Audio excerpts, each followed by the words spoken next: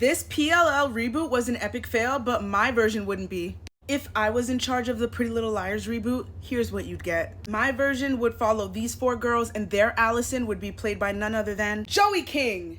So Allison had a stalker, but she never really told anyone about it other than her closest friend in the group. They just knew that she was being harassed and she hasn't been feeling too good. So as a group, they decide to take a summer trip, a secret trip to a remote woodsy area, and take shrooms for the first time. They all trip out, pass out, wake up, but Allison doesn't wake up. But they can't remember everything. They just know they went to the water, and they wonder, like, did they do it? Did they hurt her? And that's where they get the fear, and they decide, we aren't saying anything that happened on this trip. We don't know nothing. We ain't see nothing. But here's the kicker. This stalker is going to be our A, because he believes the friends got in between his connection with Allison and blames them for his aggression that led him to her unaliving. So he starts stalking them. He starts creeping them and watching every aspect of their life because he thinks they destroyed his opportunity at love. Do you see how unhinged that is? And it makes sense that he would then become A.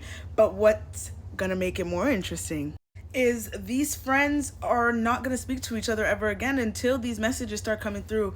But she has always been skeptical that maybe one of them did something to her.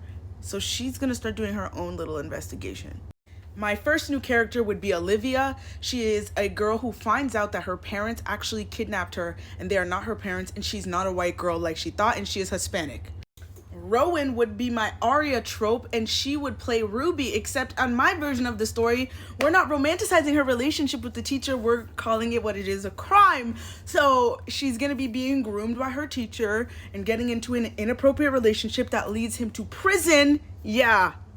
Kyle is your typical angsty teen. After her dad remarries and gives all this woman attention, she's jealous and feels like, you know what, I hate this girl. So she actively tries to destroy her father's marriage, and we watch that storyline. And then there's Allison's best friend in the group, Michelle. Michelle is not only trying to investigate what happened to her, but she's going through her own emotional turmoil because she's in love with Allison's brother. In fact, she got pregnant by him right before Allison's unaliving, and she, the baby, and told nobody.